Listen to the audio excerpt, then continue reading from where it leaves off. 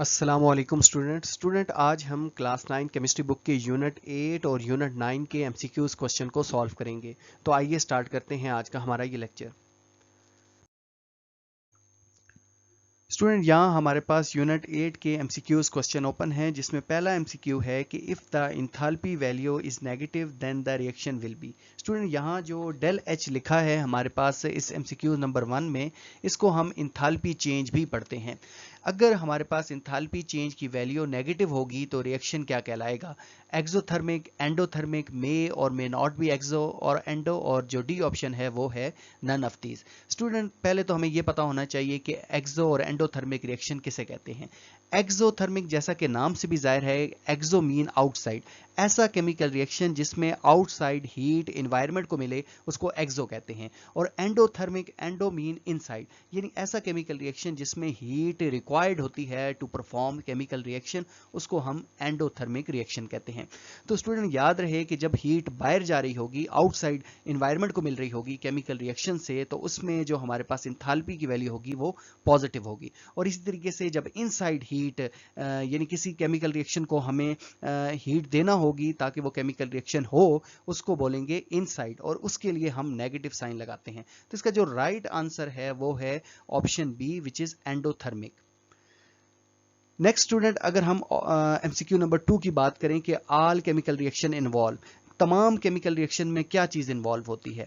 Catalyst, enzyme, energy changes या all of this. तो याद रहे कि हर केमिकल रिएक्शन में कैटलिस्ट, हर में तो नहीं लेकिन मैक्सिमम केमिकल रिएक्शंस में या किसी भी केमिकल रिएक्शन में हमें कैटलिस्ट की ज़रूरत पड़ती है। साथ में एंजाइम की ज़रूरत भी पड़ती है, जो बेसिकली केमिकल रिएक्शन को फास्ट करवाते हैं। एंजाइम बेसिकली कैटलिस्ट ही हैं। और सी ऑप्शन है कि एनर्जी चेंज, तो एनर्जी डेफिनेटली चेंज होती है किसी भी केमिकल रिएक्शन में। और तो इसके जो तमाम ऑप्शन हैं सारे के सारे ठीक हैं, तो इसका जो राइट ऑप्शन है वो है ऑप्शन डी। नेक्स्ट स्टूडेंट, अगर हम बात करें एमसीक्यू नंबर 3 की, which is not released in aerobic respiration. Aerobic respiration के अंदर क्या रिलीज नहीं होता? तो स्टूडेंट याद रहे कि एरोबिक रिस्पायरेशन एक ऐसा प्रोसेस है जिसके अंदर ग्लूकोज के मालिक्यूल्स को जब ऑक्सीजन मिलती है तो ये ब्रेक डाउन होते हैं, और इस रिजल्ट में हमारे पास कार्बन डाइऑक्साइड, वाटर वेपर और साथ में जो है वो एनर्जी निकलती है।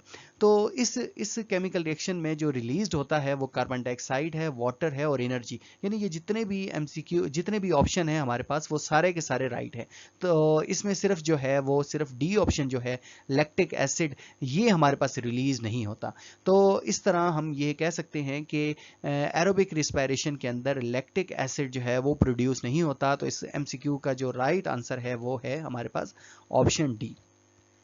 नेक्स्ट, अगर हम मूव करें एमसीक्यू नंबर 4 की जानिब कि a catalyst increase the rate of chemical reaction. कोई कैटलिस्ट है तो वो केमिकल रिएक्शन का रेट यानी उसकी स्पीड को कैसे इंक्रीज करता है? तो उसकी स्पीड को तभी इंक्रीज करता है अगर वो उसकी एक्टिवेशन एनर्जी को डिक्रीज कर दे। यहाँ जो ए एमसीक्यू है हमारे पास, ए ऑप्शन है वो है कि increase activation energy. Activation energy को कैटलिस्ट इंक्रीज नहीं करता बल्कि डिक्रीज करता है। जो बी ऑप्शन है increase the enthalpy of reaction, तो इंथैल्पी ऑफ रिएक्शन को इंक्रीज नहीं करता, डिक्रीज भी नहीं करता, नन ऑफ दीज। तो इसका जो राइट आंसर है वो है नन ऑफ दीज, यानी ऑप्शन डी, क्योंकि कैटलिस्ट बेसिकली क्या करता है, एक्टिवेशन एनर्जी को डिक्रीज करता है। इसके साथ अगर हम अपने लास्ट एमसीक्यू की तरफ मूव करें, वो है कि activation energy of chemical reaction must be dash the average kinetic energy of reacting molecule. कि एक्टिवेशन एनर्जी जो है केमिकल रिएक्शन की वो क्या होनी चाहिए? लोअर देन होनी चाहिए एवरेज काइनेटिक एनर्जी से, या फिर ग्रेटर देन होनी चाहिए, इक्वल होनी चाहिए, नन ऑफ दीज होनी चाहिए। तो इसका जो राइट आंसर है वो है ऑप्शन बी के ग्रेटर देन होनी चाहिए, तभी तो वो केमिकल रिएक्शन परफॉर्म होगा। यानी एक्टिवेशन एनर्जी जो है किसी मालिक्यूल के, मालिक्यूल एक्टिवेट होने की जो एनर्जी है वो उनकी एवरेज काइनेटिक एनर्जी जो है उससे ज़्यादा होनी चाहिए, तभी वो केमिकल रिएक्शन परफॉर्म होगा। अब स्टूडेंट हम मूव करते हैं यूनिट 9 की तरफ और उसके एमसीक्यूज क्वेश्चन को सॉल्व करते हैं। स्टूडेंट यहाँ हमारे पास यूनिट 9 के एमसीक्यूज ओपन है, जिसमें हमारे पास पहला एमसीक्यू है कि which is true about the equilibrium state. Equilibrium state के बारे में क्या बात ट्रू है? तो पहला है कि the forward reaction stop, forward reaction ख़त्म हो जाता है, रिवर्स रिएक्शन स्टॉप हो जाता है। ये दोनों बातें सही नहीं हैं। फॉरवर्ड और रिएक्शन जो इक्विलिब्रियम स्टेट के ऊपर कभी भी रुकता नहीं है। और नेक्स्ट हमारे पास सी है कि both forward and reaction, reverse reaction stop, दोनों फॉरवर्ड और रिवर्स रिएक्शन जो है वो रुक जाते हैं। तो ये भी बात ठीक नहीं है। Both forward and reverse reaction continue at the same rate. तो इक्विलिब्रियम का मतलब ये है कि फॉरवर्ड और रिवर्स रिएक्शन सेम रेट के साथ यानी सेम स्पीड के साथ कंटिन्यू करें, तभी इक्विलिब्रियम एस्टेब्लिश होता है। तो राइट ऑप्शन है हमारे पास डी। नेक्स्ट स्टूडेंट हमारे पास एमसीक्यू नंबर 2 है कि when a mixture of and is sealed, when a mixture is sealed in a flask and temperature is kept constant at 25 Celsius, following equilibrium is establish. यानी जब हमारे पास किसी mixture को हम sealed कर लें और यानी उसका प्रेशर बेसिकली हम कांस्टेंट रख लें और टेम्परेचर भी कांस्टेंट रख लें, तो फिर क्या होगा? Which substance will present in a chemical in equilibrium mixture. तो इक्विलिब्रियम मिक्सचर के अंदर कौन से सब्सटेंस प्रेजेंट होंगे? तो याद रहे कि रिएक्टेंट भी होंगे और प्रोडक्ट भी होगा। तो इसका राइट आंसर वो होगा जिसमें रिएक्टेंट, इन दो सब्सटेंस को हम रिएक्टेंट कहते हैं और इधर जो है वो हमारे पास प्रोडक्ट है। रिएक्टेंट और प्रोडक्ट दोनों हमारे पास उस रिएक्शन में होंगे। तो इसका राइट आंसर जो है वो है ऑप्शन डी। लेकिन इसमें फ़र्क ये है कि जो हमारे पास प्रोडक्ट है वो 2 मोल है और जो रिएक्टेंट है इनको कंबाइन करें तो वो 2 मोल ही बन जाता है, लेकिन 1 मोल इसका है, आयोडीन का है, और 1 मोल हाइड्रोजन का है। नेक्स्ट अगर हम मूव करें अपने एमसीक्यू नंबर 3 की तरफ, तो वो है कि concentration of reactant and product at equilibrium remain unchange.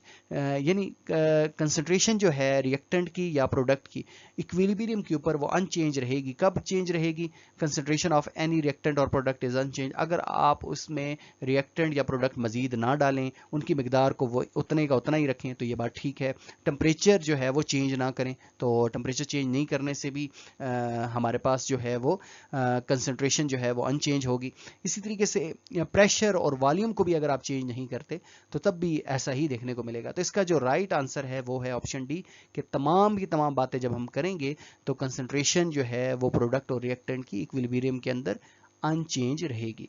तो इस तरह जो राइट आंसर है वो है ऑप्शन डी। नेक्स्ट स्टूडेंट अब हम मूव करते हैं अपने एमसीक्यू नंबर 4 की जानिब। नेक्स्ट स्टूडेंट हमारे पास एमसीक्यू नंबर 4 है, which of the following does not happen when a system is at equilibrium state. Equilibrium state के ऊपर क्या नहीं होगा?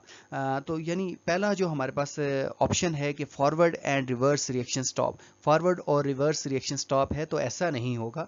फॉरवर्ड और रिवर्स रिएक्शन कंटिन्यू होते रहते हैं इक्विलिब्रियम के ऊपर भी। लेकिन इसका जो राइट आंसर होगा वो यही है, क्योंकि फॉरवर्ड और reverse reaction become equal rate, तो ये इक्विलिब्रियम के ऊपर होगा। ये बात बिल्कुल ठीक है।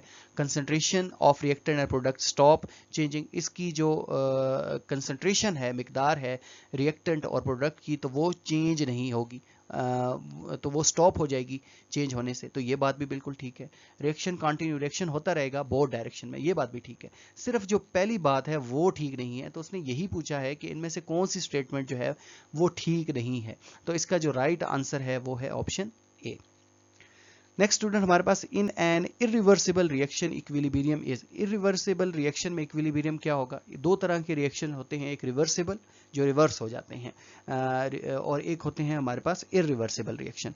याद रहे कि जो हमारे पास ये चैप्टर है आप लोगों का केमिकल इक्विलिब्रियम, ये रिवर्सिबल रिएक्शन के ऊपर है, यानी वो never go to completion, they never goes to completion. जो रिवर्सिबल रिएक्शन होते हैं वो कभी ख़त्म नहीं होते। तो इरिवर्सिबल रिएक्शन इक्विलिब्रियम क्या होगा? तो इसमें जो हमारे पास ऑप्शन है कि एस्टैब्लिश क्विकली हो जाएगा, एस्टैब्लिश स्लोली हो जाएगा, नेवर एस्टैब्लिश, या फिर एस्टैब्लिश व्हेन रिएक्शन स्टॉप। तो इस तरह जो इसका राइट आंसर है वो ये है कि इसमें इक्विलिब्रियम एस्टैब्लिश ही नहीं होता।